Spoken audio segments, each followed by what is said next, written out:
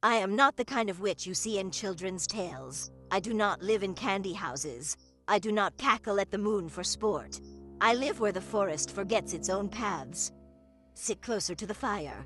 You will want the warmth before I finish. They used to call me healer.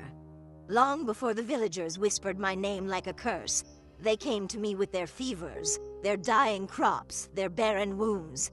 I gave them roots that calmed, teas that soothed, salves that sealed wounds without scars. But humans are strange. They love magic until it works too well. One winter, a sickness came.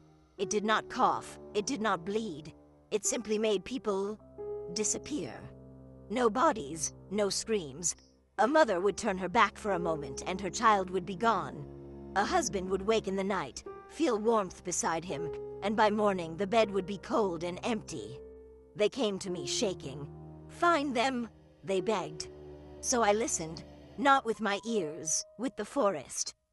The trees speak if you know how to let them. And what they told me was not illness, it was hunger.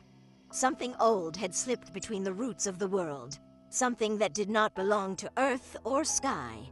It moved like mist, but left footprints in frost. It watched from the corner of sight. It breathed in doorways. It was learning us, and it liked what it learned. I made a circle of ash and bone. I burned herbs that grow only where lightning strikes twice. I called to the thing. It answered, not with words, with silence so heavy it bent the flames inward. Then it stood before me, though stood is a poor word. It was shaped like a person who had been folded wrong. Limbs too long, joints bending in directions that made my eyes ache. Its face was smooth, like wax before features are pressed in. And yet, it was smiling, because it had borrowed one. It wore the face of a missing child. "You called," it said, in a voice that was many voices layered together. It told me what it was. It fed on presence, not flesh, not blood. Presence, the warmth that proves you exist, the weight of you in a room, the subtle pressure of being seen and known. It devoured that first. And when a person had no presence left, the world forgot to hold them. They slipped through, gone. I tried to bind it. I carved sigils into my own skin. I offered it my memories, my name, my reflection. It laughed. It did not want a witch. It wanted a village. So I made a bargain. Yes, I did. You would have too. I offered it something larger than a village.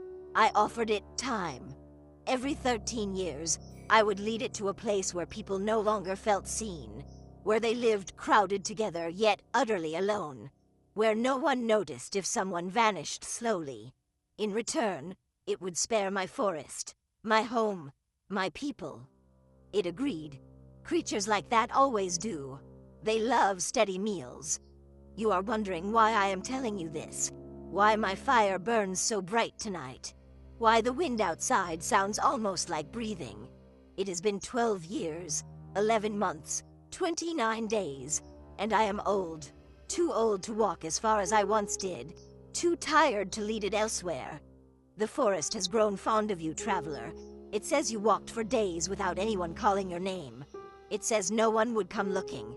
And when you stepped into my clearing, the flames bent inward, just a little, as if something enormous leaned close to listen.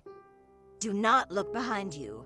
If you feel the air thinning, if the firelight stops touching your shadow, it means it has begun tasting your presence. Stay very still. Sometimes, if you remain perfectly still, it chooses someone louder, someone more remembered. Pray you are loved. Pray someone somewhere is thinking of you right now. Because if not, by morning, even I will struggle to recall your face.